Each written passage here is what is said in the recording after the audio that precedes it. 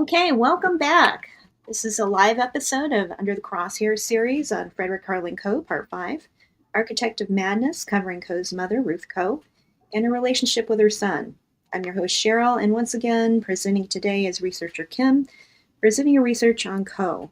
I would like to remind you to like and subscribe and to continue to get updates on the channel.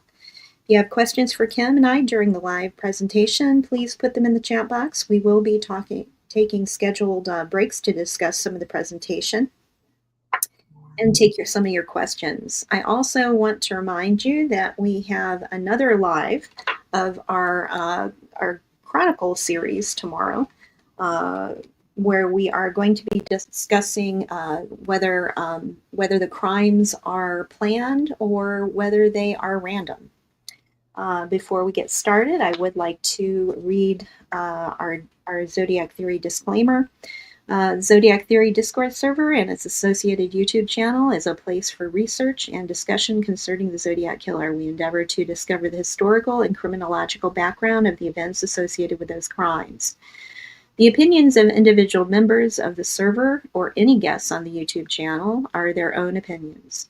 These opinions do not necessarily reflect the opinions of the server or its administrators and members. Publication in any way does not constitute an endorsement of those opinions by anyone other than the speaker. We offer this information to encourage conversation and research that may one day bring justice for the victims of these horrific crimes. So welcome, Kim. Thanks, Cheryl. It's good to be doing presentation number 5 today with you. Today, we are focusing on the main source of stress in Frederick Harlan Coe's life, which was undoubtedly his mother, Ruth Coe. We're going to touch on Ruth Coe's social history, her psychological history, as far as what we know publicly, her engagement in her son's life, and her own legal troubles after her son was arrested and convicted. It's worth spending the time needed to understand elements of the environment that Frederick Coe grew up in when much of his psychosocial foundation was formed. This can give us some insights, hopefully, into what could have been churning inside of Fred Coe that drove him to commit heinous acts of harm against innocent people. This presentation won't add much to the specific body of evidence that would implicate him as a Zodiac killer, but it could help us in understanding the serious nature of the dysfunction that may have laid the foundation for murder. I have here a short news clip. It aired recently in advance of Frederick Coe's pending hearing and subsequent release from McNeil Island this past month, October 1st. In this video, you will hear some recent reminiscing on Ruth Coe by Bevan Maxey.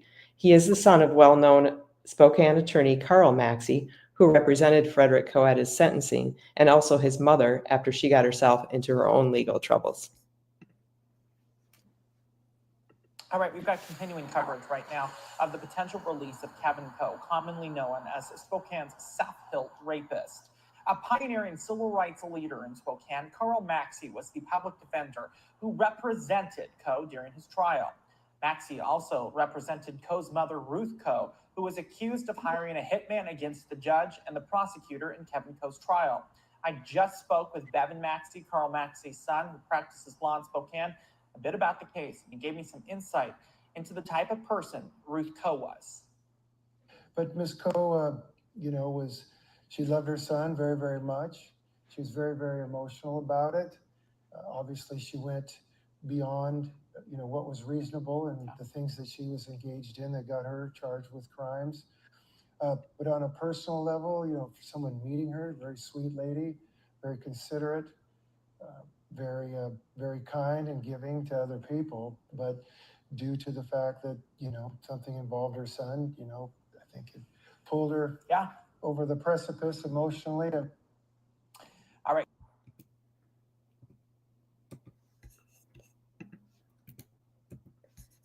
All right, so I just need to get the next slide here. So that was a generous description of Ruth Coe by attorney Bevan Maxey, but is it an accurate one? It's odd to think that a woman who is that sweet and kind and giving could also happen to be the woman who raised one of the most successful and violent rapists in the history of the state of Washington. In previous presentations, I did provide some detail on Ruth Coe, and you might be thinking there's a discrepancy between what I've passed on so far and the description that Mr. Maxey has provided here. And you would be right. Today's presentation will provide a lot more perspectives on Mrs. Coe, and most of this presentation today will be a series of short excerpts extracted from various sources, many from Jack Olson's book, Son, and others from statements by those who knew the Coe family. I'll leave it to you to decide if these paint a more likely picture of what we would expect to find in the mother of violent serial rapist Frederick Coe, or perhaps even someone who could grow up to become a serial murderer. Mamie Ruth Enfield was born in Spokane, Washington on June 20th of 1920 to parents Fred L. Enfield and wife Edna Turnley Enfield. She joined one sibling, brother Edmund Lee Enfield, who was 10 years old at the time. Just prior to her birth, the family relocated from West 1524 York Avenue to West 1828 6th Avenue in Spokane, Washington. And their new location was on the South Hill, which is considered an upscale region in Spokane. Ruth's father, Fred L. Enfield, and his wife Edna owned and operated the Farmer's Dry Goods store at West 1211 First Avenue in Spokane, and members of Ruth's mother's family were also merchants in Spokane. Their move from the northern part of the city to a home on the South Hill of Spokane was a sign of rising socioeconomic status. The dry goods business must have been going well for them. Further evidence of this is their access to other luxuries of the time, such as a Ford touring car, in which they set a record time for scaling Mount Spokane by automobile. So, something to think about here is the social position of Ruth's family when she was growing up. Kind of a material background with her family, being merchants, owning and operating stores. There were also grocers in her family, operating grocery stores in the Spokane area while she was growing up and living there as an adult. So, and I think that connects in some way to her value system as an adult. She was very materialistic. And a question that I had for you here, Kim, was this was not just one grocery store. We're talking about several dry goods stores. Well, her immediate parents had one dry goods store, but then other relatives owned a Turnley grocery stores in Spokane. Okay. There's multiple news articles about violations of fruit laws and that sort of thing, how produce was displayed, various clues to the background of that.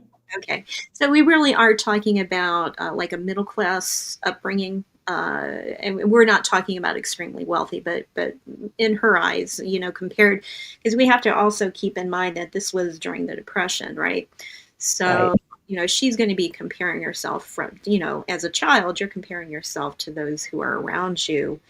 So during the Depression, she would have been around 10 by that time. So really, like the haves and have-nots during that point in time was something that definitely had an impact on a lot of children growing up during that time, right? That's right.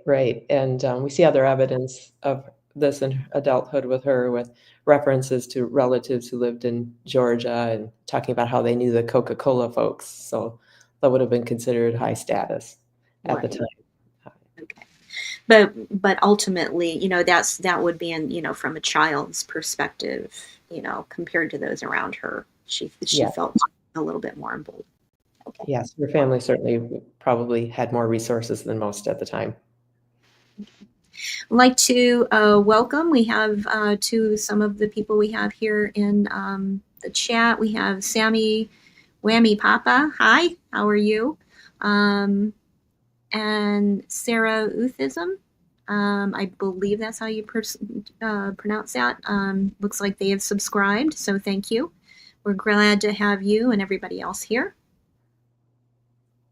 Okay, I'll let you continue. Thank you.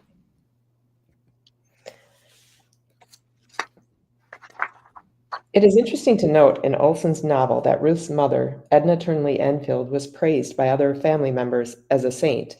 Next to this description of her husband, Fred L. Enfield, is referred to as a dry goods merchant.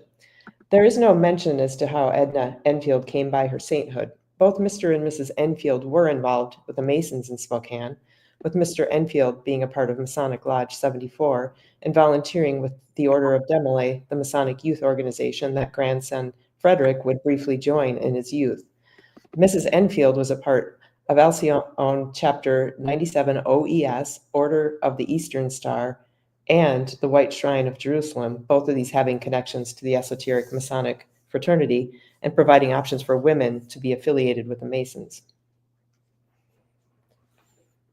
I think the topic of the Masons has always been a one that's popped up in the Zodiac community because of the potential connection to ciphered messages and their decoder rings. Yeah, that's and one thing that I did want to mention is that I actually have experience with the Masons. I'm not a Mason myself, obviously, but my grandfather was a Mason, and my mother was a member of the Eastern Star. And what surprised me is when people talk about that is the overemphasis that they make on Masons using ciphers and things like that. What I've actually kind of see in my experience is that a lot of there's a lot more of use of ciphers in other esoteric schools like the Order of the Golden Dawn and the Rosicrucians rather than the Masons. I think the Masons come up in that simply because they're a lot more, I think in the United States anyway, I'm not sure about other places in the world, but in the United States, the Masons really early on, you see in the beginnings of the country, in Washington, D.C., as far as George Washington and a lot of our other founding fathers were Masons. And in fact, you see a lot of Masonic symbolism in our capital, in the capital of the country. So I think that's probably why that they refer to that, and simply because, a lot of people don't have a lot of experience with esoteric schools. Yeah, and that's why that kind of comes up like that. probably even more so very true today. I think, the Masons don't have the prominence that they once, I think, had in society. But it is interesting with regards to secret messaging and whatnot. I think most adults would find that kind of juvenile. But when he was briefly in Demolay, and I believe I mentioned this in a previous presentation, he did try to hold it over his friends that he could receive encoded messages. He thought that he was always looking for an edge to elevate himself. So, and to me, if there is one thing that connects there to the Zodiac, it's that use of something to elevate oneself. So thinking that, hey, I can hold this over my friends' heads, and I'm better than you. I've got something you don't have. And that is Zodiac. We don't really know if Zodiac himself was interested specifically, if that was a hobby of his, but we do know he exploited them to kind of hold it over the public and induce fear, and kind of gain control over the narrative. So, and that is something that Coe did. So I think that connects, whether or not, like I said, the Zodiac really cared about codes after that. Right. You don't have any evidence. So Yeah, and I think sometimes really the whole idea of the Masons and a lot of those the real goal of a lot of those esoteric groups is through ritual, the building of yourself and your community and the world around you that you live in, that you really are creating that environment in the community that you live in. And I think a lot of times, at least what I've seen, is sometimes people rather see it more as a way, like you were saying, to hold it over other people. Which really isn't. If you're doing that, you're really not learning the real lesson of the mysteries. So yes, yeah, that makes sense. And some mystery is about tradition and passing on, and certainly that was the goal. And building fraternity, that was a big part of the Masons. I think the brotherhood and the coming together, collective, right. the group at large. So So it's an interesting topic, but we can move on here. The earliest news reports show Mamie Ruth Enfield enjoyed a privileged childhood surrounded by relatives. Her activities included sewing circles, parties, weeks spent at a family member's summer home in Liberty Lake, Washington. In Jack Olson's book, one source recalled the following about her. Ruth was a beautiful child, and she got prettier with time. She had charm and personality, knew it too. She was one of those women who form up pretty early. By the 8th grade, she was attracting the prepubescent boys. I guess the words that described her best were luscious and sensuous. But she was never promiscuous, never cheap. A former classmate of hers said, Mamie Ruth Enfield was interested in boys, you bet. She liked their attention, but she was never in the top level of popularity in our class. She was flamboyant, given to overstatement and inappropriate response. If you ran into her downtown, she would act excited at seeing you, effusive, I would call it. I remember what she wrote in my 1938 annual. Here's wishing the best to a perfect girl. Well, I wasn't a perfect girl, but that was just the way Ruth put things. A holiday school performance in her primary school days featured an 8-year-old Ruth Enfield reciting a special story, perhaps an early indicator that she enjoyed stage performances. She began modeling at the age of 12, an interest that she would carry into her adult life. In school, she was also a member of the Irving Harmony Girls Glee Club, serving as the vice president in 1933. Ruth Enfield graduated from Lewis and Clark High School in 1938 and appeared on the honorable roll that same year. In the 1938 Tiger, the annual Lewis and Clark High School yearbook, Ruth Enfield had a short story published entitled Sitting for a Picture, a melodramatic tale about just that, sitting for a picture. In the same yearbook, a class prophecy was published in story form that included the entire graduating class woven into a creative storyline. The story is described as a true episode in the life of the great detective Roger Frederick Safford, called by some Relentless Raj. In this story, Mamie Ruth appears as one of 2 women newspaper reporters who climb through a window, interrupting an interview between Relentless Raj and people at the scene. Another creative twist in the story has a couple of classmates appearing in Gone with the Wind, the movie that would be released the next year based on Ruth's favorite novel. In a prior presentation, I covered Ruth's absolute obsession with this novel, her fake Southern accent, and the false stories she told others of growing up in the South. This seems to have been a coping mechanism for her, a way of escape from the reality of her existence. From her 1938 year senior yearbook photo, it can be seen that Ruth was involved in a couple of clubs, including one involving news distribution at her school. It appears that, like her husband in the future, Gordon Coe, she also had an early interest in newspapers. She had plans to study social science at Whitman College in Spokane. As she does not appear in the 1939 edition of the Wailatpu, the Whitman College annual yearbook, we can assume something happened that derailed her plans. Mamie Ruth Enfield married for the first time in fall of 1939. A marriage license dated 10/23/39, filed in Kootenai County for Ruth Enfield and Steve Wilson, was witnessed and signed by 1 police chief and 2 justices of the peace. Their divorce was granted in September of 1940, shortly before what would have been their first anniversary. Ruth's next marriage was to Clyde Brown, just 9 months later in July 1941. This marriage was witnessed by her parents, and the ceremony was performed at Central Christian Church in Spokane, with the Reverend H. Van Winkle officiating. Mr. and Mrs. Brown's divorce was finalized in November of 1944 after Ruth Brown testified that her husband preferred freedom to the responsibilities of marriage.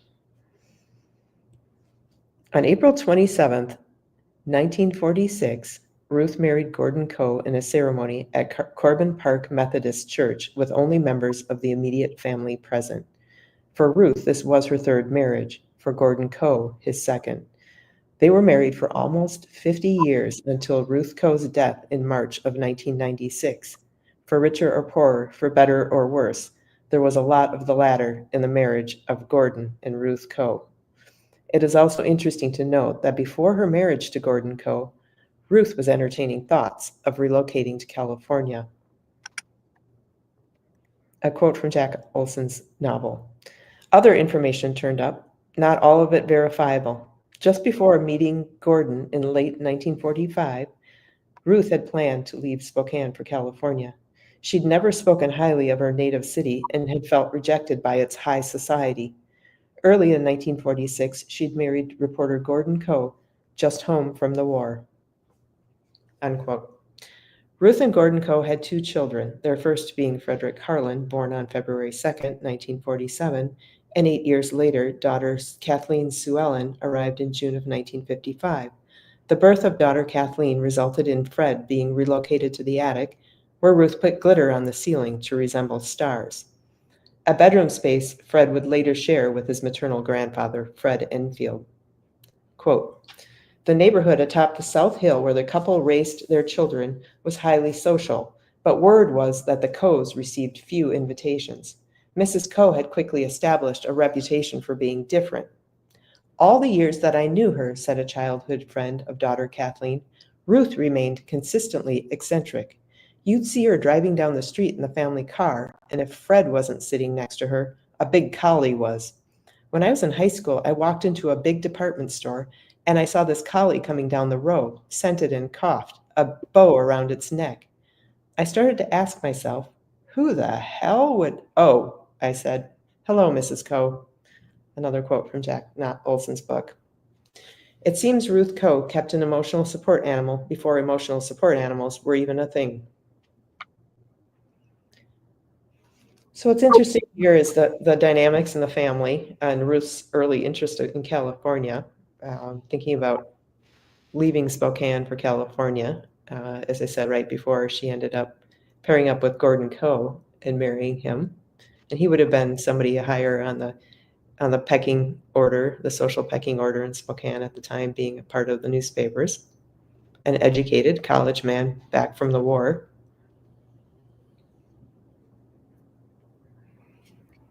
Yeah, and also it seems like a very, very isolated existence. It sounds like they didn't have very many social invitations.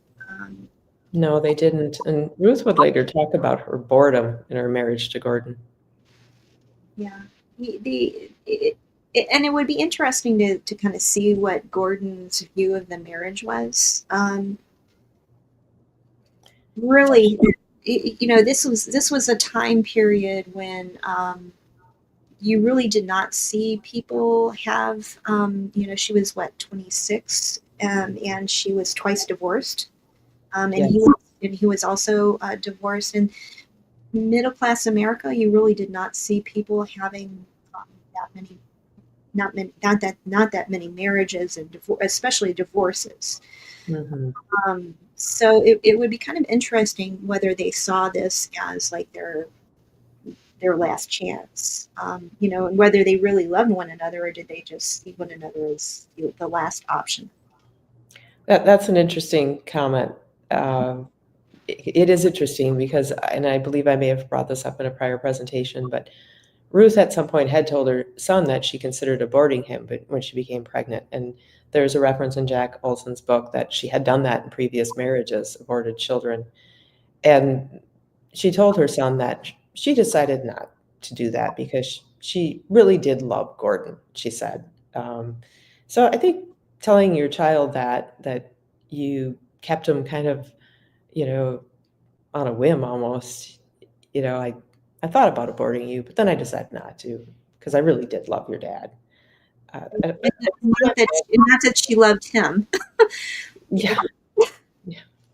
That would be a tough message to swallow from your mother, I think. Yeah. And I think she was emotionally codependent on her son. This talk about her driving around town regularly with him, seated next to her. I think there was some kind of definitely emotional dependency, and we'll get to that more in this presentation today. Yeah, I mean, especially he at eight he was displaced by his sister, and that is a time of development that you really are, is characterized by industry versus inferiority, and Mm-hmm. not only that, but his place in the family. All of a sudden, he was put in the place where he was equivalent to a colleague. Yeah. Like the friend said, if Fred wasn't next to her in the the collie was. So, in a way, he really was an emotional support pet for her. Yes. So you really kind of see, you all of a sudden, your place in the family is equivalent to the family dog. Yes. Yes. Very much interchangeable with the dog, for Mhm. sure.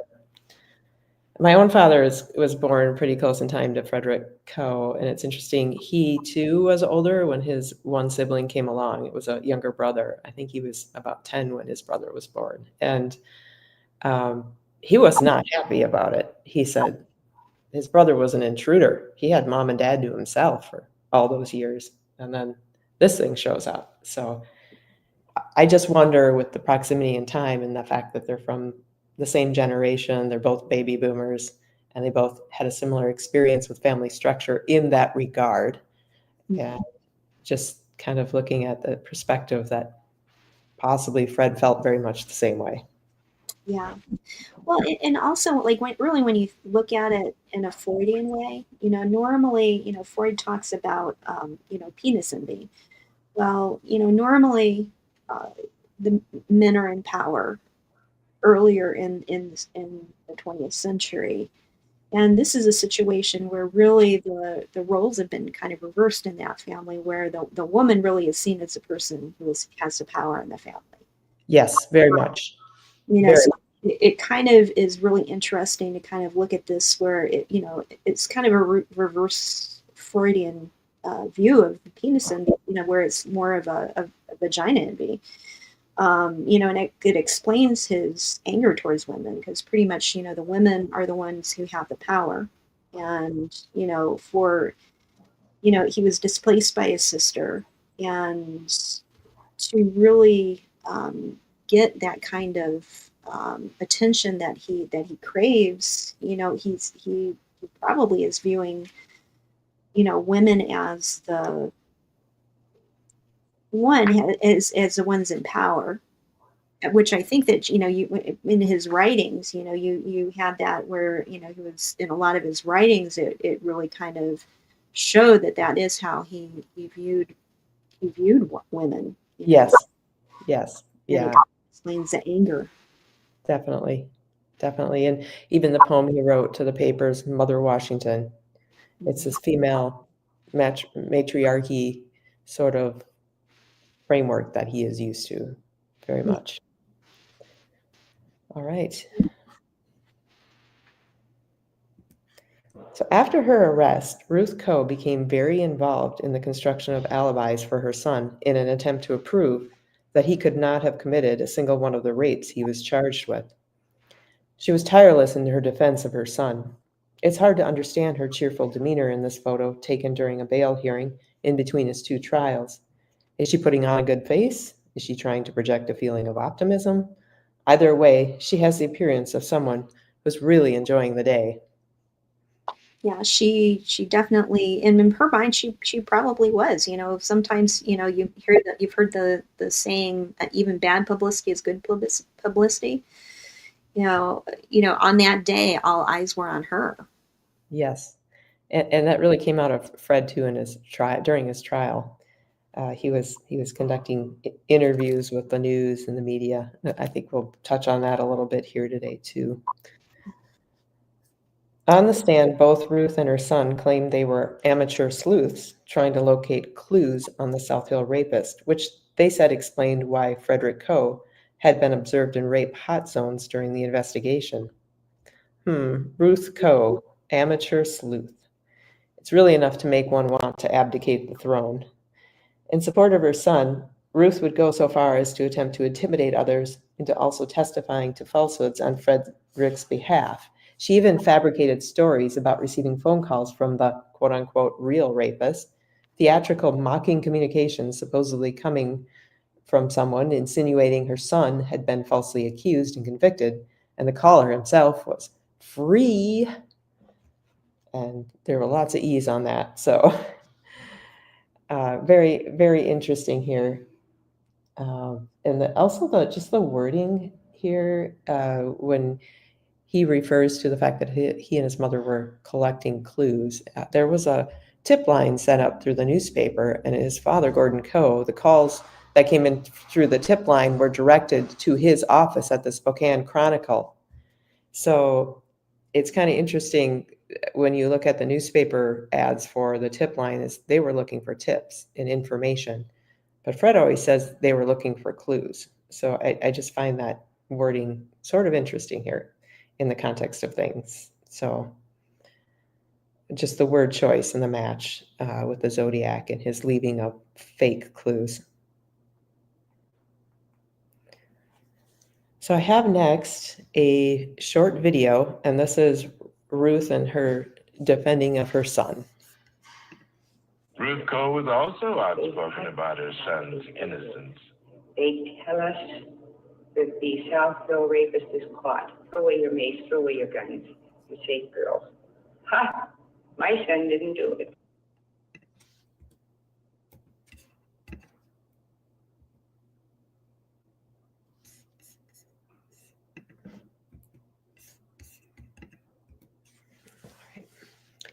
Not long after Frederick Coe's conviction, a source reached out to the Spokane Police Department to report on statements made by Ruth Coe that indicated she was looking for a hitman.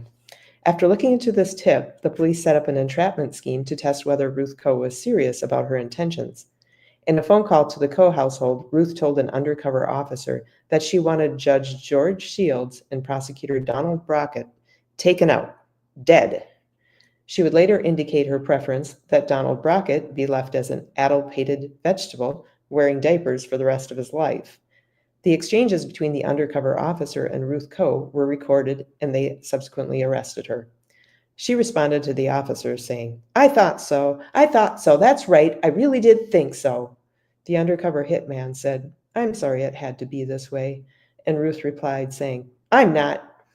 During trial, Ruth Coe's attorney attempted a mental health defense strategy, and Ruth Coe was painted as a grieving mother who had battled years of mental illness, which included a diagnosis of manic depression by 1973. Detail on her heavy medication use came out during trial. Her medications included lithium, a benzodiazepine, steroids for her allergies, an antihistamine, and a thyroid medication. Ruth Coe reportedly became hysterical and suicidal during her trial when she learned that the secret recording of her exchange with the undercover officer was aired on the radio in defiance of a court order. She spent the weekend in a hospital psychiatric ward, but recovered in time to appear in court on Monday, composed and with a calm demeanor. In sentencing her, the judge commented that her case read like a Greek tragedy, and he factored in her emotional vulnerability, her long-standing mental illness, her 61 years of non-criminal, non-violent conduct, and a series of misfortunes that afflicted her prior to her crime. In short, she really didn't get what she deserved. Though she failed to win leniency on behalf of her son through all of her defensive maneuvers, on her own behalf, she managed to garner enough sympathy for herself in the eyes of the court to receive an inordinate level of mercy. This, in spite of the fact the judge believed she was capable of intent and had indeed intended to harm the judge and prosecutor. And this is where I was kind of wondering, like, did she use lithium or any of those other drugs during her pregnancy with Frederick? I don't have any psych history on her prior really to the early 1970s. That's when it first starts appearing in Jack Olson's book. And then everything I've read on her, and I have some police files because of the legal troubles here, is I don't see anything going back any further than that. But somebody, she was not young for the times when she had her first child, more mid to late 20s. And so it's, it's possible that she was medicated, prior to the 70s for sure. It's very possible. Somebody, who's in their 50s is not likely to be getting a new diagnosis of manic depressive disorder, that sort of thing. Usually that comes at a younger age. So it's very possible. Okay. And I'd like to remind everybody who's watching, if you do have any questions, make sure to put it in the chat, and we'd love to have you join the discussion. So we'll move on to other perspectives on Ruth Coe. From reports on Ruth's legal proceedings, we have seen the perspective of the judge who heard and ruled on her case. This is written about more extensively in Olson's book and various news reports and can be further studied in these sources. But what about others, people who had been closer to her personally, friends and classmates, her son's friends, and romantic partners, and other people who knew her in Spokane, where she resided her entire life up until her son's arrest and conviction? Some who knew her described Ruth Coe as eccentric, hard to talk to, unless you mentioned her kids. Others said similar things, that Ruth liked to talk about children and animals. But still others have darker descriptions of her, that she was full of spite, and her son was an extension of that spite. There are many anecdotes from which we can glean some perspective on Ruth Coe. I'm going to share several of these, and hopefully they will help you to build a perspective on her. From the Coe family newspaper boy. I remember being the Coe's morning newspaper delivery boy. I had to collect money each week to pay my route bill and myself. I went to collect at their house. Fred answered the door. This was about 1964. Fred informed me that his mother said I was the worst paper boy they had ever had, and that his mom was a superwoman who liked everyone except for me. He dwelled on this subject for a minute or so. My being about 4 years younger than Fred could not really defend myself or make immediate retribution. I did actually bang their paper off their aluminum screen door at 5 a.m. for a few weeks. I still laugh about that. God, what a monster he is. You might think this story reflects more about Fred Coe than his mother, but consider for a moment that it was Ruth Coe's obligation to pay her newspaper bill. As the wife of the city editor of the Spokane Chronicle, it seems in particularly poor taste to send your son to the door to intimidate the paper boy when it's time to pay your bill. The newspaper boy who served the Coe family passed away this past month, October 2025. Investigating Frederick Coe is going to be increasingly difficult moving forward, as many who knew the Coe family have died just in the time since I've begun looking into him. It's a bit ironic that the Coe family newspaper boy also last resided in Federal Way, Washington, and passed away within days of Frederick Coe being sent to Federal Way after his release from McNeil Island. Another anecdote from the bank teller at the Coe's family bank. Through a reliable source, I have heard that when Ruth Coe entered the bank where the Coe family kept their accounts for the purpose of making a withdrawal, no one wanted to wait on her. This is because if they did not produce her cash at an acceptable rate of speed, she would become very irate.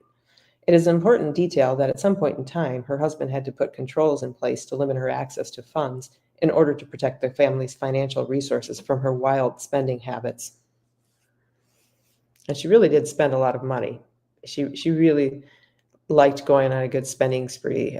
She would travel to New York City with her husband as part of his newspaper duties, serving on committees. He served on various Associated Press committees over the years, and they would travel there. And she'd go on spending sprees in New York City. She had a lot of clothes and jewelry.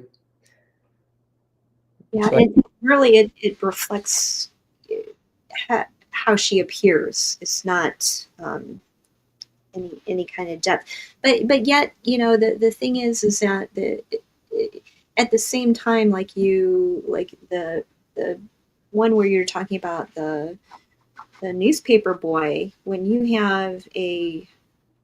your husband is the editor of the newspaper, and then you're not wanting to pay your newspaper bill. It's kind of reflecting. You would think that would be, she would see that as reflecting on her personally, but it doesn't seem like that.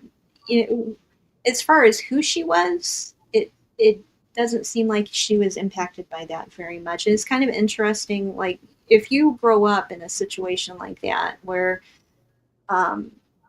that kind of behavior is acceptable and you see that as the thing to do, you really don't see the problem with violating boundaries, or how you look is more important than who you are. Definitely. And I think you're getting at the heart of the sorts of things that laid the foundation for his embracing of situational ethics. Yeah. It's okay to do what I want if I perceive I have need, or you have something that I think I don't have that I want. Yeah. All right. From Fred Coe's hairstylist, we have some perspective. This is excerpted from Jack Olson's book. He had long discussions with his stylist, Sherry, in Lincoln Heights, telling her exactly what he wanted done, and she always ended up granting him extra time. Sometimes Ruth accompanied him and paid his bill. Mrs. Coe's as particular about his hair as he is, the receptionist said one day. They're so sweet together, the way they hold hands and touch.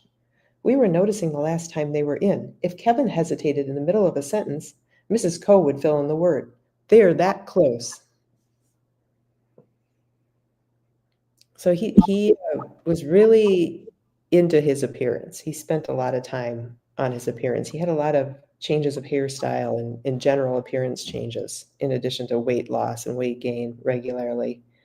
And Ruth Coe really insisted on perfection out of her son, and she would pay attention to his hair too. Yeah, it's interesting that the hairstyle is kind of referred to it, almost in an endearing way, like they're that close. But for a grown man to be having his mother attend him to get his hair done, it's almost like there's no boundary. It's almost like he was not allowed a boundary between himself and his mother. Yes, I think that's a good way of viewing it. Definitely, there was a lack of boundaries between them and their relationship. And some people maybe thought it was sweet, such as this perspective, but other people saw through it. Yeah.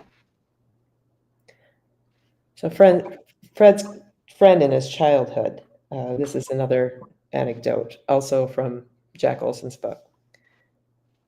Every few months, he went out of his way to impress her by doing a rank imitation of the Today on the Leave It to Beaver show.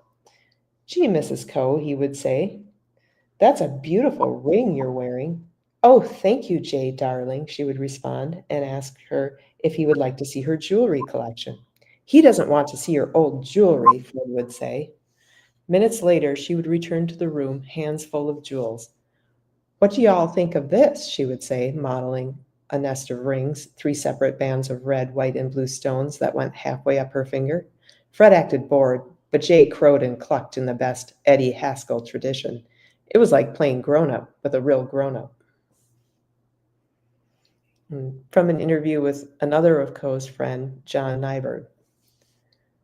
What did she see as her position in the Spokane community? Where did Ruth Coe see herself? Well, that's difficult to say. However, I think where she'd like to project herself was to the upper echelon. I think she felt that her husband's position was significant, and it indeed was, and she probably wanted to run in that circle if she could. I don't know about their social life, Mr. and Mrs. Coe. I don't know how much of that they accomplished, but it was clear she wore diamond rings, big ostentatious jewelry, dressed immaculately, around the house. Never saw her without her makeup and her hair done. She was an attractive woman and appeared to be an intelligent woman and would make food for us when we come over. But she was we were going to go somewhere and he'd be eating lunch and he'd say, we've got to go. And his mother would say, Coco, you've got to finish. And he would not cross her. He chose not to stand up to her and I teased him about that. I'd say, why don't you just tell your mom and explain to her that we've got to go? He would say, no, John, you don't understand. You don't tell my mother that stuff. Believe me, it's better if I just finish my lunch. Eat slow like she tells me to, and that was that. And that particular instance I'm citing was somewhat indicative of their relationship as far as I could tell. She said jump, and he said how high. And he said not to challenge her and didn't want to get her started. And so there was but again, there are a lot of people whose parents they have a kind of relationship that they do what they're told. And from Jack Olson's interview with the same individual, John Nyberg, the following passage appears in his book. For years, she kept her hooks in him. She followed him to San Francisco, to LA, to Vegas. She'd stay 6 months at a time, and he'd always act glad. I've never known anyone whose mother had that much control over him. Sometimes she'd tear across a room at him with her nails out, and he'd always back off. 2 minutes later, she'd be cupping his face in her hands and talking baby talk. I'm telling you, that house was Ozzie and Harriet meet Streetcar Named Desire. But Fred always said his family was the only one he ever wanted. Looking back on it, he and I were close, but not as close as we pretended. He concealed his real failures and weaknesses. He had personality and wit, but he never seemed to lighten up and have fun. It wouldn't occur to him to go into an arcade or waste a few hours playing games. He never did anything just for the hell of it. Somebody convinced him that he didn't have time. So I find it interesting, Fred's comments, that his family was the only one he ever wanted, because it becomes very clear throughout his adult life that his mother was very abusive towards him, emotionally, psychologically. It's interesting. I think children, well, all people, they learn a dance from their family, and he probably at that point knew that he would be having difficulty learning how to be in a healthy relationship, because really the unhealthy relationship that he had in his family was really the only thing that he knew how to do. Um, you know, and also I think that he was starting to, he believed Ruth's hype about everything, that they were the best. That if he had a different family, um, they just wouldn't be as good as what they are. Yeah, I think that you're kind of talking to the comfort level that people feel, even if it's not a healthy environment. Like Right. you said, it's the one they know. And it also explains why so many people coming out of environments like that tend to pair up with people from dysfunctional backgrounds as well. Right. Yeah, the devil is better than the devil you don't. And also be able to navigate the exchange, the relationship, the dynamic with somebody who comes from the same types of rules and background. You know how to speak, you know how to talk to them. Another quote from John Nyberg that I previously shared is interesting here, also from Jack Olson's book. She hated Spokane. He got that from her. She was spiteful about everybody there, and he was an extension of her spite. He broke out of Spokane for a while, and she broke out of it by pretending to be Southern and changing her clothes 6 times a day. She always called Spokane this little town. She taught Fred to admire places like LA and New York for the power and money.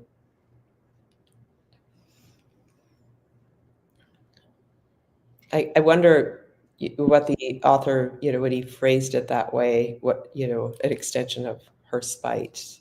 What does that mean? Did she lash out through him? Did he just become bitter?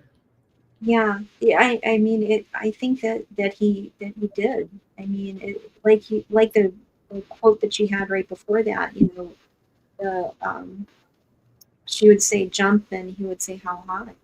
So in a way, she was an extension of whatever she felt, what she wanted, was acting. Yeah. And what were the repercussions for not giving Ruth what she wanted? I mean, was she physically violent, or did she just ignore? Did she just ignore him? Well, I have a couple of quotes here that speak to that a little bit. I'll go ahead and read those. His mother never hit him, he said, except when he put his feet on the furniture or dirtied his clothes. He said he couldn't understand why Ruth was so concerned about his cleanliness and so lax about her own. She wasn't a good housekeeper, he said. God, I hate dirty houses. He wrote that his mother constantly hassled Gordon Coe about his low income. But that's just her way, Kevin said. Gordo understands. We're a very tight family. And then a separate quote, but her dog could jump all over everything, rip up the comforter on my bed, claw at her clothes, and she'd never do a goddamn thing about it. The dog took precedence. It kind of makes you cringe. Yeah, and it kind of goes back to what you were saying earlier about the dog or him. It was kind of one and the same. This is Miss Jenny Sandstrom here on the right. This is the woman that Coe married. He married her in 1972 and divorced her in 1976 after 3.5 years of marriage.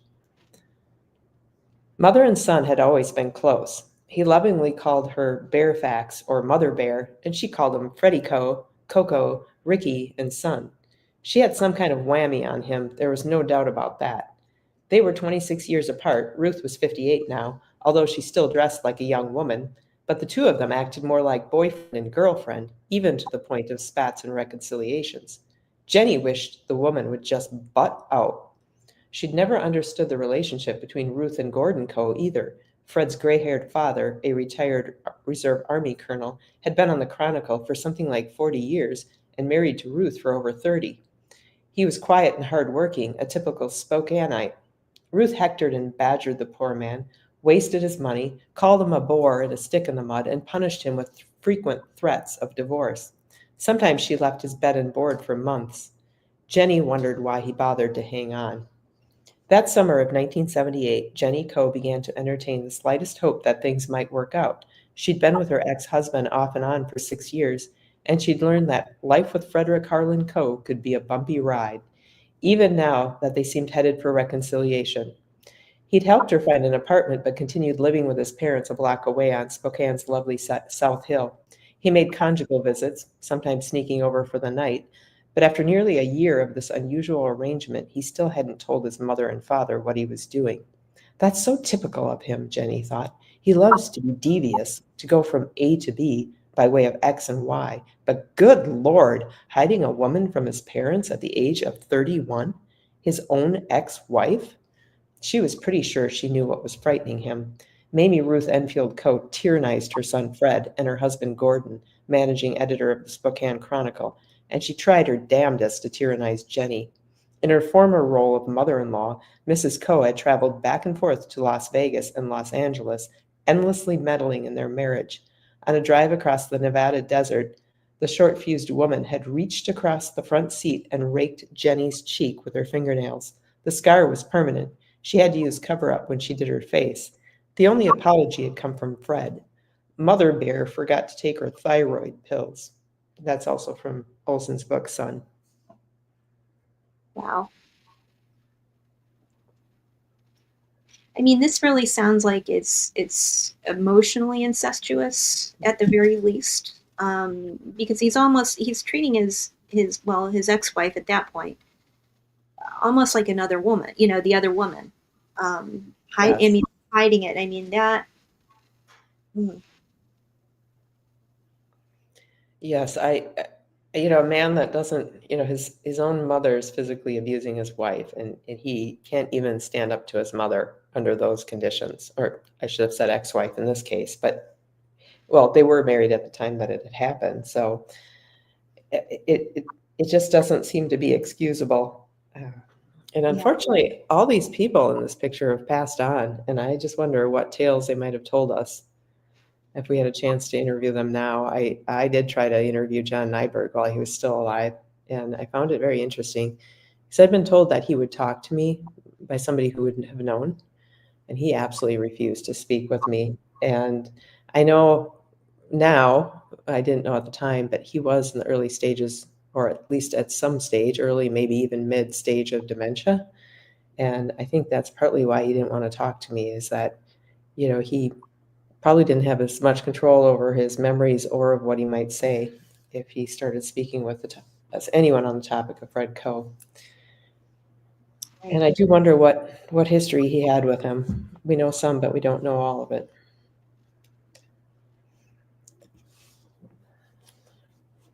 More quotes from Jack Olson. Jenny could tell that Fred was still worried sick about his mother's angry reaction. He would make long detours to keep from going near his parents' condominium, and he spoke often of moving to another part of town. 1 block wasn't much of a buffer zone. But it cost money to move, and they were broke, except for Jenny's modest salary. All they could do was wait. Ruth was famous for her mood changes, a fast recycler, as her husband Gordon liked to describe her. Fred usually parked his '77 Cutlass a few blocks away so that his mother wouldn't spot it. But one evening, a few weeks after he'd moved back in with Jenny, he parked in the lot behind the building. During the night, the car was vandalized, windows broken, lights knocked out, silver gray finish dented and scratched, upholstery ripped. The insurance company paid $1,500 for repairs. 2 weeks later, the Cutlass was damaged again. This time, Coe's yellow vanity plate, Disco, drew particular attention. The insurance investigator said some of the damage looked as if it might have been inflicted by a woman's stiletto heel. Fred cautioned Jenny to be silent and told the agent he couldn't imagine who would do such a thing. The insurance company paid again. Later, Jenny asked, "What's your mother trying to prove?" "Gordo told me she's back with her shrink," Fred explained. "He said she flipped out." "Your father said that?" The words didn't sound like Gordon Coe. "What made her flip out?" Fred didn't answer. He frequently ignored difficult questions. Jenny knew it was a waste of time to probe. You've now heard several of the narratives on Ruth Coe and her relationship with her son. If what is bleeding through between the lines is giving you cause to wonder about the full nature of their relationship, you should know that your intuition is correct. It is documented from a very credible source that the relationship between Ruth Coe and her son was also a sexual one. This detail would become public knowledge during Frederick Coe's trial. In keeping true to his form, he would adamantly deny this fact, but even his friend's wife could see it in the dynamic between Ruth and her son. Concerning the vehicle incident from his wife of his best friend. She told Jay she wasn't the least surprised by what had happened to the Cutlass. She reminded Jay that they'd watched Jenny and Ruth together in the short period when mother-in-law and daughter-in-law had been friendly. Both of them overdo everything. Remember that, Jay? If they like you, they're all over you. If they hate you, they're ready to punch you out. Remember that night they were trying to out-compliment each other? Anybody could tell they hated each other. Jay said, "But why would Ruth wreck his car?" "It was the jilted sweetheart routine, Jay. Do you realize how Ruth acted? Like the other woman." He said he would have to think about that. That's from Olson's book. So that's a woman's point of view of Ruth and Fred's relationship. Another perspective. Wonder what kinds of insights that gives. I think women can see the other woman routine pretty quickly. The jealousy, the spitefulness. Yeah. It's, when you're a child, growing up in a situation like that, it's sad that, even at the very least, it's very emotionally incestuous, that, the closeness, that he's not able to move away from that relationship with his mother, because essentially he chose his mother over his wife, or his ex-wife, it sounded like.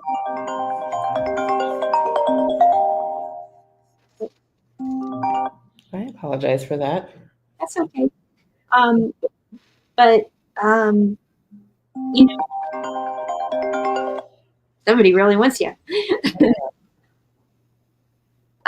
So it is kind of interesting that you're wanting that love and attention when you're a child, but in order to get that love and attention, that's why I was kind of questioning whether whether how she dealt with it was physical violence, or whether it was ignoring him, because if you're a child and you're in an isolated situation, that intermittent affection becomes very reinforcing. So when it's there and you take it away, but it almost sounds like, even if it's just on an emotional level, it's almost like it's becoming very sexualized, as far as the nature of the relationship is almost like they're married, rather than she's married to Gordon Coe, as far as like their connection. It's almost like he went from being the equivalent of the dog to being the equivalent of a spouse. That's very true, and you see that come up in his references to his father. He refers to him as Gordo, which is really a disrespectful way of addressing your father, his name. He would just flip that out, and I just don't think he had a lot of respect for his father. Right. Well, and essentially, he's taken over his role in a way, even if it was just the. I am so sorry. Even if it was a call. I'm sorry. It's okay. Even if it was just even without it being sexual, essentially he's fulfilling that role of accompanying her wherever she goes, and fulfilling that emotional need that you have, with a partner, and he's not able to move on. Right, right. He's not able to progress forward through normal stages in his life. And I think this is part of what kind of arrested him in his mindset. He's never went past becoming a juvenile thinker. He was always very juvenile in his thinking, how he looked at the world. Kind of an emotionally arrested state. Oh, more quotes here, more perspectives. Ginny learned more. This is his girlfriend now we're talking about. Ginny learned more about the Tight family on a drive to Seattle with Kevin and his mother, delivering a black collie pup to his sister Kathleen. As long as Ginny sat in back with the dog, the cross-state drive was uneventful. But when they switched around so that Ginny sat in front alongside Kevin, Mrs. Coe's tone changed. "I don't see how anybody can work for that awful James S. Black outfit," she began. Ginny started to defend her employer, but colloquy wasn't what Mrs. Coe had in mind. She went on about those jerks at Black and the unjust way they treated Son. She had special words for the man who'd fired Kevin, called him an utter incompetent who wouldn't know talent if he fell over it. Her face turned red, and Kevin tried to mollify her. Atop icy Snoqualmie Pass, he pulled off the interstate for gas. "Don't be upset, VK," he whispered. "She just gets like that." After the stop, Mrs. Coe reclaimed her position next to Kevin and spoke pleasantly for the last hour of the run to Seattle. To Ginny, it seemed that the woman had been intensely jealous and unable to control it. The lesson of the incident was clear enough. Don't sit in front with Kevin. That's Mom's spot. Once at Five Pines, her voice took on the note of urgency as she reminded Kevin that she was depending on him for her old age. Apparently, the subject was an old one. "Have no fear, Fairfax," he said. "I've got a great plan. I'll—" "Get out and earn a lot of money," Ruth interrupted. "You're the only insurance policy I've got." Ginny thought, what about Gordon? Isn't he an insurance policy? Ruth never let up on the mortal sin of Kevin's life, his marriage to Jennifer. Seated at lunch in the quiet St. Regis, she berated him so passionately that diners put their forks down and watched. "Sucker," she hissed. He pushed this food around the plate and acted unabashed. "Fool," she went on, apparently piqued by his silence. "You're a no-good." The diatribe continued on the way home in the Cadillac. In another incident reported by his girlfriend, Kevin talked to her for 2 or 3 minutes and then turned to Ginny. "Get lost for a while," he whispered. "I've got to take her to lunch. She'll never calm down if I don't." A few nights later, the two lovers were at a Peter Sellers movie when Kevin stood up abruptly and walked 4 rows back. Ginny turned and saw Ruth. She appeared to be in a rage. When the threesome joined up, Ruth was still fuming. Again, Jack Olson's book. And more testimony from Fred's girlfriend. "His mother tried to rename me. Ruth was so much fun to be around, but most of the time it was horrible. She was bipolar. When she was speaking to her son through the glass on the day of his arrest, she looked like a lion about to chop his head off with her teeth. He was sitting there with his head bowed. Coe's attic bedroom was just a space next to the stairs, unfinished walls, and a few feet away on the opposite side was more attic where his grandfather slept. When his sister was born, he was moved from his own bedroom to the attic, as if he was yesterday's garbage, in order for the princess to become Ruth's favorite. For 5-6 years, he was her baby boy, attending and modeling in fashion shows she also participated in. She preached about her ties to the Deep South and the idea that God wrote Gone with the Wind. She was clearly pro-slavery, anti-union. She berated young women with short skirts, calling them he-she's, whores, and she hated Spokane because it was a struggle to keep friendships. I'm sure most found her erratic, a real social climber. At the time of Kevin's arrest, she had one female girlfriend who stuck by her until her own arrest. Women I knew who worked at a large department store Ruth frequently visited for clothing witnessed Ruth and Kevin shopping together, noting how they acted more like sweethearts.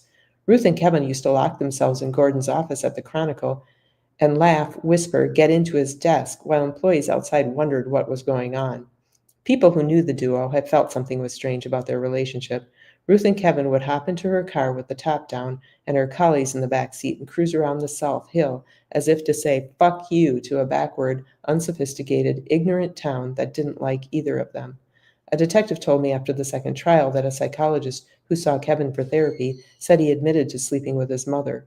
Her fiery religious speeches came out of nowhere. "Jesus, Lord God in heaven," she would begin in the middle of a conversation about the price of beef or the latest style on hemlines, and soon she would be expatiating on how the world sorely needed God and millions of people deserved to burn in hell, especially the ones who had affronted the Coes. The last statement was from Jack Olson. And then shortly before Coe's arrest, more from his girlfriend. And this comes from Olson's book as well. A few days later, he muttered that he had angels all over town. She wondered if his mother's entreatments about angels and devils had rubbed off on him. She asked, "Angels? What do you mean by that?" "Ah, nothing." "Do you mean rich women who give you money? Why don't they give you some now?" She just lent him $20 more for gas and a car wash.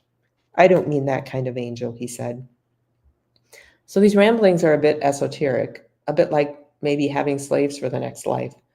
What insights do you think these gain for us here about his thought processes? Yeah, I mean, it's always difficult to when I hear that, it's difficult to understand if he meant it literally or not. Because I think that when you read this, it could be, in an esoteric way, angels. I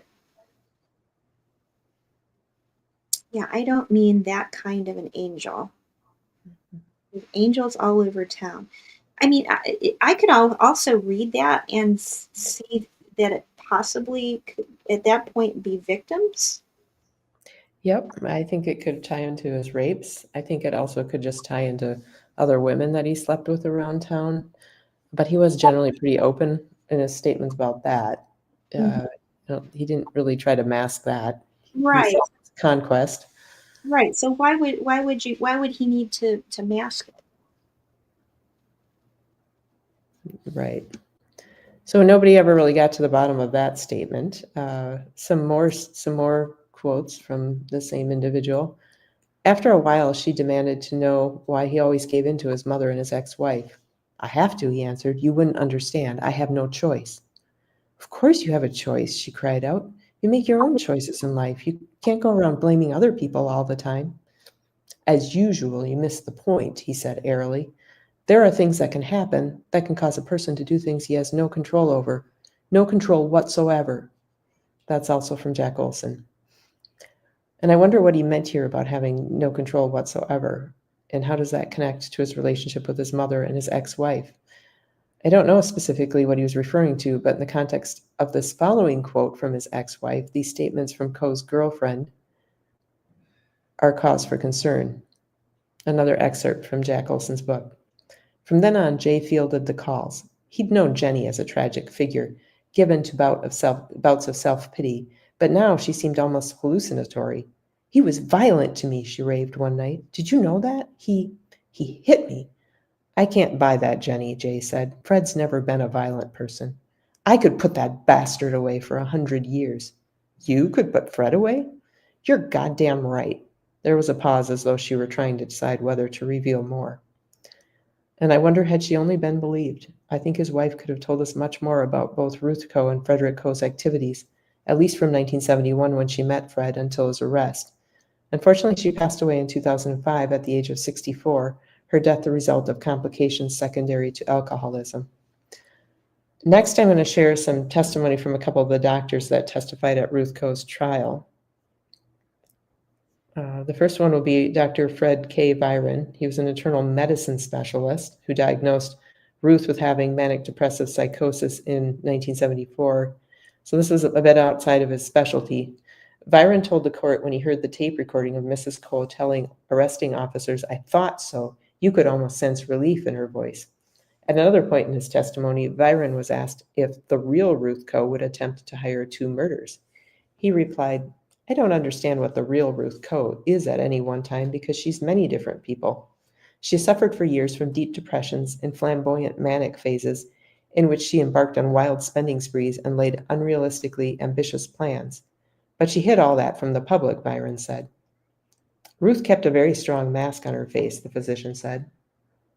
Although he was called by the defense, Byron's testimony did not help the defense's claim Mrs. Coe didn't intend to commit a crime. In her illness, he testified, she was aware of her intentions. But that doesn't mean, he added, that her intentions made any sense to a normal person. As a psychotic person, some of her thoughts and actions made as much sense as Hinckley shooting the president to get a date with Jodie Foster, Byron said. and from Dr. Lawless, who saw her from 1979 to 1980. One potential witness the defense chose not to call was Dr. Isaac Lawless, who treated Mrs. Coe for emotional problems from May 1979 to January 1980. Dr. Lawless instead was subpoenaed by the prosecution as a rebuttal witness. His testimony about Mrs. Coe differed sharply from that of psychiatrists and psychologists caused by the defense. Slowly, carefully, Lawless explained that Mrs. Coe puzzled him. He said he was unable to make a clear diagnosis of her condition because it didn't quite fit anything within the realm of psychiatric expertise and illness classifications. Therefore, he said, I call it bizarre. He told Bibb that when he saw her, she was not suffering from manic depressive psychosis, as defense experts said. The reason, Lawless explained, is that people with that illness never have what psychiatrists call conflicts. Mrs. Coe, however, had two conflicts, he said. The first was a refusal to accept the fact that she was growing old. She had worked as a model in the past, he noted. The second conflict was a refusal to acknowledge she had a problem with a very heavy relationship, a symbiotic relationship with her son. He said a symbiotic relationship exists where two people are closely glued together emotionally, and there's an abnormal or atypical thriving off of one another, and it's beyond the normal or healthy, or optimal, I should say, relationship that exists between two people. In a letter to one of the defense psychiatrists, Lawless said he finally reached a primary diagnosis related to personality disorder and neurotic conflict. Mrs. Coe, he remarked in the letter, obtained a great deal of gratification from her modeling and from her son. The psychiatrist said Mrs. Coe quit seeing him when he began therapeutically confronting her with her refusal to deal with these two difficulties in her life. Asked how he would have expected Mrs. Coe to react in the wake of her son's rape conviction and his sentence to life plus 75 years in prison, Lawless said, I think she would be very angered and very disappointed. He conceded on cross-examination that her ordeal following her son's arrest also could have precipitated an outbreak of psychosis, but added, I've seen a sunrise do the same thing, though. Although he has not examined her since January 1980, he said he listened to Mrs. Coe's taped conversation with the phony hitman and attempted to conduct a mental status examination based on what he heard in those tapes. Contradicting a defense psychologist, he said there was no evidence in those tapes that Mrs. Coe was suffering from psychosis or delusions. Her tone of voice, her logical conversation responses, and her train of thought in the tapes all indicate she was alert and knew what she was doing, Lawless testified. I'm not going to add in here the psychobabble from the additional defense experts. You can read about it in the May 1982 editions of the Spokane newspapers if you are interested. The judge did not buy it, and I don't find it illuminating either.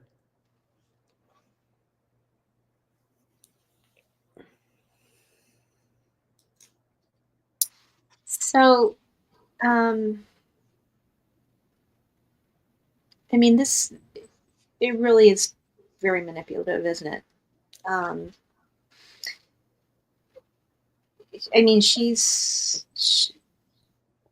they're almost trying to paint this like she couldn't control herself, but she knew what she was doing. I mean, I'm really surprised that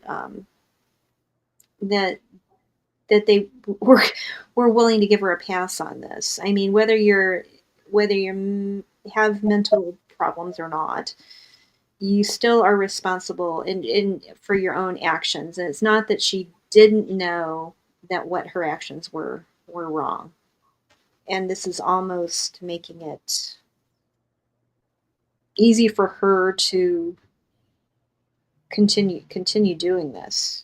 I'm really surprised that they did this, unless they were looking at the fact that they thought, well, this is the first time, but this is not the first time that she's because she's struck Frederick's wife. Mm-hmm. But I mean, really, I mean, the first time that things don't go your way, I mean, you obviously can't become homicidal, and it's not that she was not aware that what she was doing was wrong. It's surprising. And this plot played out over weeks, from her first comments to a friend, inquiring. She inquired, do you know, with somebody that she'd come into contact with, do you know anyone in the mafia? And then it proceeded from there. She had time to think about it. Well, she had plenty of time to, if it was a brief psychosis episode, she had plenty of time to snap out of it and come to her senses. Furthermore, she had to obtain cash. She had cash on her when they arrested her that she was putting the down payment on to the hitman. I think it was $500. So there was clear intent here. But she died in Henderson, Nevada on March 26th of 1996, where she was residing with her husband, Gordon Coe, at the time. And this was after suffering from emphysema and other illnesses. A sad ending for Ruth Coe, forever immortalized as the mother of the notorious South Hill rapist. Of Ruth Coe, Jack Olson has stated, Ruth Coe was a theatrical, homicidal woman who never received the help she needed. And when Jack Olson was notified of her passing, he sighed and said, she was a pathetic creature, the very definition of a mixed-up human being. But of the dead, speak only good. There is one more perspective on Ruth Coe that I will share, and this one I find very challenging. Throughout my study of Frederick Coe and his mother, there has been an underlying sense of unease concerning the extent to which Ruth Coe was involved in her son's activities. First, because of the subtle and not so subtle hints that their relationship was a sexual one. I didn't want to believe that, but it's something most people wouldn't even want to think about, yet it's been confirmed by reliable sources. I also didn't want to believe that Ruth Coe may have had a deeper involvement in some of her son's criminal actions than has been documented. The following statement from Ruth Coe when speaking with her son's childhood friend is disconcerting at best. You're so naive, Jay. You don't know the first thing about rape. All these women running around saying they've been raped. It's not that traumatic. He remembered her saying the same words months before. What a wonder that her son's trial and conviction and the testimony of 6 pathetic victims hadn't taught her a thing about the nature of the crime he'd committed again and again, some 40 times, police now claimed. It's not that big a deal, she went on. Read your Bible. It's there in your Bible. Jay wasn't sure he'd heard right. It's in my Bible? Yes, the Bible states that it's the role of women to be brutalized by men. That's women's lot in life, Jay. These women that got up on the witness stand, they're exaggerating. They're making a big deal out of nothing. Rape isn't nothing, Jay insisted.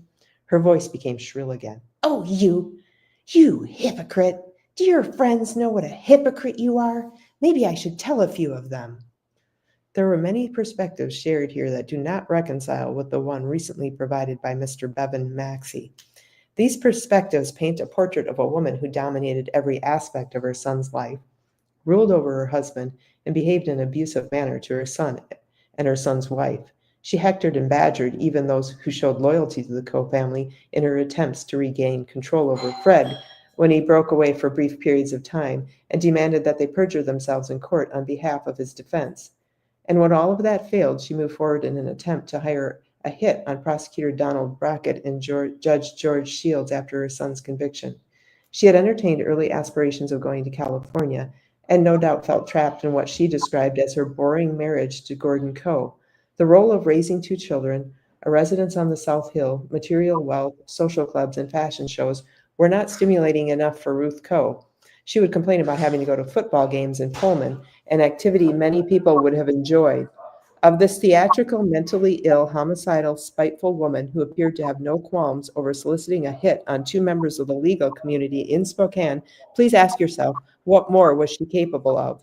In presentation number 3, I went into detail over 1, the Coe family's comments on the stand over Fred improving his girlfriend's dress habits, 2, references to the shabby dress of characters found in Ruth Coe's favorite novel, Gone with the Wind, 3, Ruth Coe's speech habits, specifically her phrases I shall and I rather, which connect to the Zodiac's choices of phrase, and 4, Ruth Coe's comments about her fictional Southern childhood, such as the plantation life of her childhood, the mammy who never left her side, the quaint darkies, and finally, 5, the crosswalk here between all these observations and the statement from the Zodiac Killer's letter postmarked August 4th, 1969, concerning a most likely fictional character, was a Negro, 40 to 45, rather shabbily dressed. And that's a detail in the Zodiac evidence that I feel may provide actual clues as to who the Zodiac was. Yeah, I mean, it could definitely be referencing that. Hey, Shake, how are you? Shake's joining us. Welcome. Okay. So definitely the verbiage is definitely reflective of what was written in the letter. Um, and also, I think that when you're looking at how important that is, it definitely could be reflective of that. Um, so All what are right. what are So, your that? well, to me, if this is a fictional character, the person who created it had options, had choices in what sort of person they would create, and this is the individual that they created. And I just think it's important to keep in mind the words of Sharon Hagen. The offenders, when they commit their crimes, can't help but leave clues about who they are, where they've been, what their prior relationships look like, what their future relationships are likely to look like, and how they're going to behave when we encounter them. There are plenty more anecdotes that could be shared about Ruth Coe, but it's time to return the focus back to her son. It's easy to see that he was under a lot of pressure from a young age, and this can help provide insight into his behavior in the context of other relationships. Of particular interest is the relationships he maintained with his closest friends. Frederick Coe used others to gratify his personal needs and achieve his personal goals, the same way his mother used him. It's my opinion that he did so in order to establish some aspect of control in his life to cope with the chaotic, abusive relationship he had with his mother. One has to wonder how he felt once his small high school network of friends he could manipulate was scattered after graduation, and he proceeded to become a dropout at 2 universities by mid-1967. Where was his locus of control at this time? Surely there was a negative psychological impact, as his failures and the intense pressure put upon him by his mother collided with his unrealized but most important goals to become as rich and as famous and as handsome and as healthy as he could possibly become. Getting out of Spokane in 1968 to attend radio school in San Francisco no doubt provided a welcome escape from his mother, as well as opening up new possibilities for this grandiose, braggadocious, plagiarizing, theatrical son of a city editor as he bathed in the counterculture of the times in the Tenderloin district of San Francisco. In the next presentation on Frederick Harlan Coe, I will cover his obsession with fame and being highlighted in the media. This will be a short installment on Frederick Coe, albeit a very important one when considering Frederick Coe as an important person of interest in the context of the Zodiac Killer series, where the perpetrator threatened to kill if his demands for front-page publication in the newspapers were not met. Great, thank you, Kim. That was a really great presentation. Shake, did you have any questions for us before we get ready to wrap up? I know you joined in right there at the end. You know, you might probably need an opportunity to read or listen to the beginning part of the presentation. But while we wait to see if Shake has any questions, or if anybody else has any questions, I just want to let you know that we are having a panel discussion tomorrow. Part of the Chronicle, we're having Shake and as well as Druzer and myself, and we have a couple other people hopefully who are going to join us tomorrow. We're going to be having a discussion on whether the Zodiac Killer crimes are random or whether they were planned. And I want to also thank you all for joining us today. Please make sure that you like, subscribe, and share so that you can be notified when the next installment of Kim's presentation on Coe will be coming out, as well as the next availability of the Chronicle. We hope to see you tomorrow. Let's see. It looks like Shake says there is some interesting discussion we have had with Kim for the family infrastructure. Yeah, it was very helpful to go over this. It really kind of makes you understand the impact that the relationship that he had with his mother. And Shake also is talking about how Cowles Hartnell is the angle at Investigate. Also, some further discussion about Crane Crane Realty. Oh, that's interesting. Maybe that's going to be something that she's going to discuss in a future episode. There's actually something else that I wanted to talk with you about too, and we can follow up with that later on some things that I found too that might actually tie in with Co. I'm not sure how, but if you do have any questions for Kim, please make sure we're getting ready to wrap up. You won't be able to talk and chat, but you could make a comment, and we will either address it in the comment section or in a future episode. So thank you, Kim. We appreciate you giving the presentation, and thank you all for joining us today. We will see you either tomorrow or on our next episode. Thank you, Kim. Thank you, Cheryl. Have a good day.